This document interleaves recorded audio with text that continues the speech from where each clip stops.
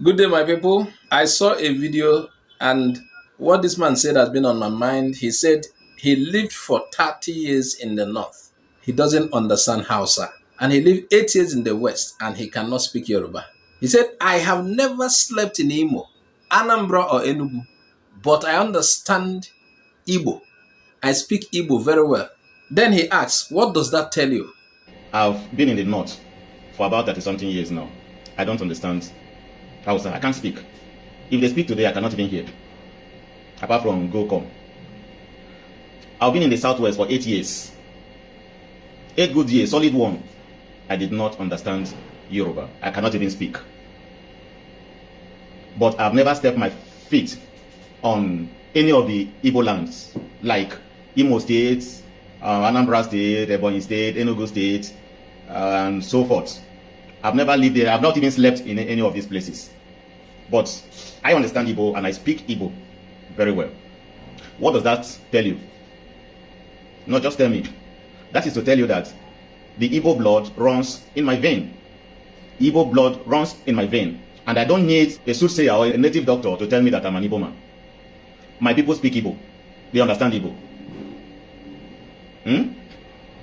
If you go to the names of the people in my place, 70%, if I'm not mistaken, or 75, 80%, they bear Igbo names. My name is Kenekachukwu. Where did my mother get that name from?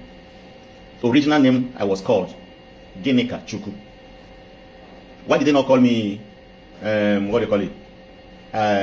Adamu, or they call me Ayo?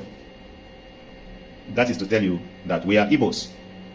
So those who are saying they are not Igbo, Ahoada is not Igbo, this is not Igbo, I think they're only doing that for political reason. Maybe something they will gain from the people outside. But somebody like me, I have nothing to gain anywhere. I always love to trace my origin. Some said Ahoada is from Benin. Ahoada is not from Benin. Because like me now, I don't even understand Benin language. I don't even know anything about Benin language. I don't know. So, go to Ahoada. You see that many people, 80%, they speak Igbo. They understand Igbo. If they don't even speak, they can't speak very well, they understand it. But ask them anything about Benin, they will not tell you. They don't even understand anything about it. Then tell me how we trace to Benin. I don't know where the lies come from. Initially, as a little child, I got that idea. I was with that idea. But at the point when I realized that I don't even know Benin. I've not been there. Even if I've not been there, I don't even understand their language. How did I understand Igbo language and I speak Igbo language? Is to tell you that I'm an Igbo man and the Igbo blood runs in our vein. My father understands Igbo. My father speaks Igbo.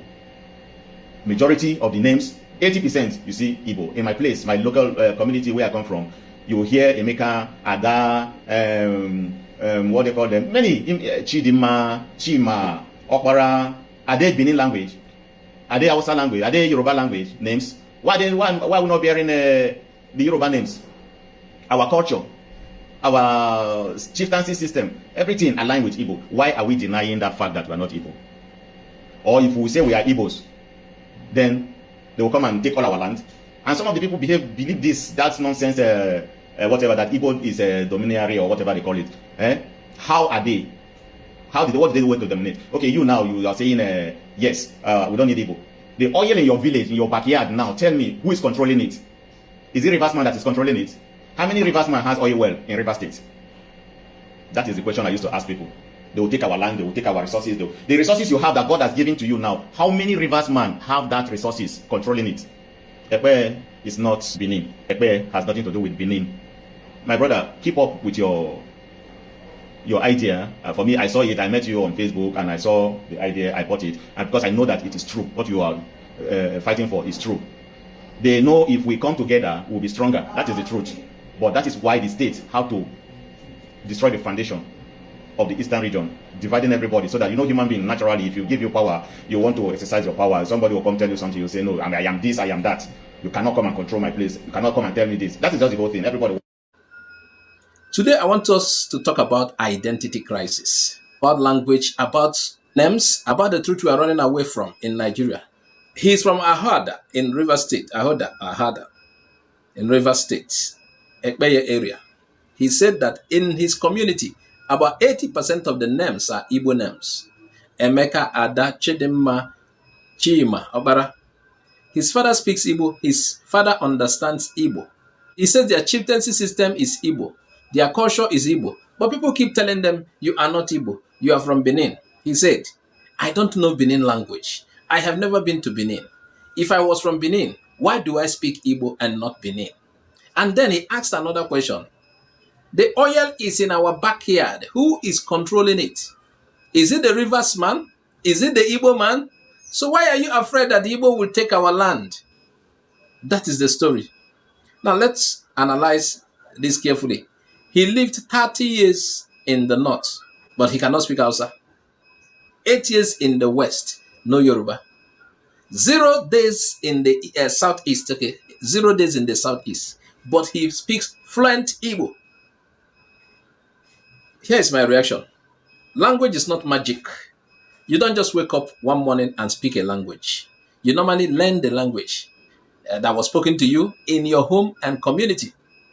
If your father and mother were speaking Igbo to you as a child, you will absorb it, even if you later move to Kano or Lagos. So the fact that this man speaks Igbo without ever living in Igbo land tells me something important. The Igbo language was already in his own. It was passed down to him by his people. Geography did not teach him Igbo. His people did. The second point is names. Kenekachukwu, Emeka, Ada, Chima. You have Chedemba, Opara. Those names I mentioned are not random names. These names have meaning in Igbo. And it's only Igbo people that bears that names. So when he asks, why didn't my mother call me Adamu, Amadu, Yakubu? Why didn't they call me Ayo, Otedola, and whatsoever? The question is important because names are often one of the things families use to preserve identity from one generation to another. Now, I want to be careful here. A name alone cannot prove someone's complete ancestry. People do migrate. People intermarry. Cultures influence each other. But when you combine names with language, family history, and culture, the evidence becomes much more significant. The third point is culture and the Benin argument. Look, I respect history, and there have been migrations and interactions between different people in this part of Nigeria for centuries. There may also be historical connections and influences that people today do not fully understand. But influence is not automatically the same thing as identity. The British ruled Nigeria for decades. Does that make Nigerians British? No. So if somebody says your ancestors had a historical connection with Benin, that one is one question. But if someone says, therefore, your present day language, culture, and identity must be Benin, that is a much bigger claim. You have to provide evidence. And this is where the speaker's argument becomes interesting. He says the language around him is Igbo. He says the names around him are largely Igbo. He says his family speaks Igbo. He says the culture is strongly connected to Igbo. So his question is simple. If all these things are Igbo, why are we being told that we are something completely different? Now let's talk about the hardest part. This one is the hardest part. Politics. He said some people believe that if they openly say they are Igbo, Igbo people will come and take their land. Here's my reaction. That fear needs to be examined because we should not allow political competition to determine historical truth. If a person is Igbo, let him say he is Igbo. If there's a historical relationship between Ekpeye and wider Igbo-speaking world, we cannot fight war to discuss this. Yes, it will not lead into a war. And then he asked another powerful question. The oil in our village, in their village, in Ijo village, in Delta villages, who is controlling it? It is not the people who owns it. It is not rivers. It is not the Delta people. That one is a different issue from ethnicity, but it is still an important question.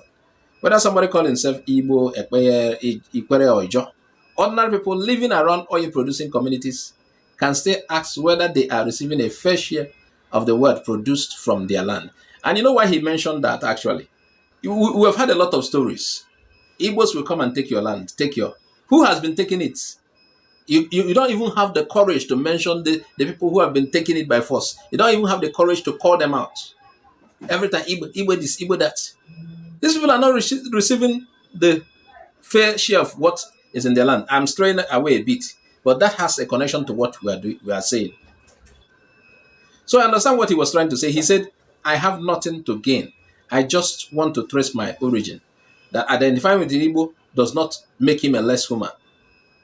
And that is the part I find most important. If we genuinely want to know where our people came from, then we should follow evidence, not political convenience. Now let's talk directly about Ekpeye and Ahoada. The relationship between Ekpeye, which is Igbo, and other Igbos is an important subject for linguistic and historical study. And note before we continue that Igbos have dialects. It's just like in soccer man saying, or Navy man saying, because my Igbo is slightly different, I'm not Igbo. But let's discuss further. The languages and cultures of several communities in this part of Rivers State have strong relationship with the Igbo, the linguistic and cultural sphere. The fact is that we all, even in Igbo land, and just like every other ethnicity, if you go to Spain, some people tell you they speak one language, Spanish or whatsoever. But there are variations. If you move from here to here, you see differences, but still one kind of language that everybody will understand. That is the case with Igbo. And he has proven it to you.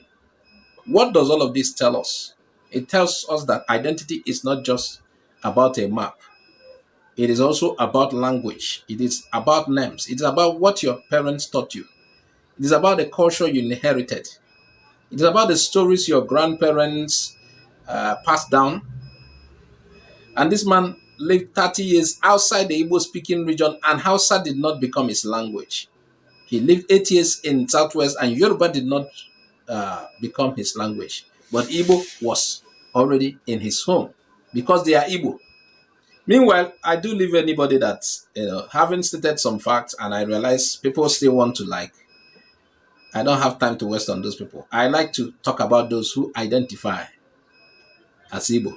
If you don't identify as Igbo, now your own cup of tea. This is where we draw the curtain on this one.